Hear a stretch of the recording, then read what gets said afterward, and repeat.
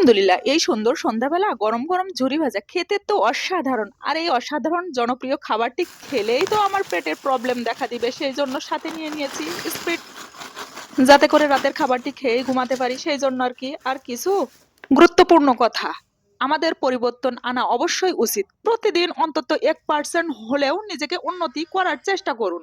বছর ঘুরে দেখবেন আপনার পরিবর্তন 365%। খালি পকেটে আপনার জীবনকে হাজারো শিক্ষা দিবে, আর ভরা পকেটে আপনার জীবন নষ্ট করার পথ প্রদর্শন করবে বা দিক খুঁজবে। ভাগ্য বলে কিছুই নেই, নিজের চেষ্টা ও পরিশ্রমের উপর সফলতা নির্ভর করে।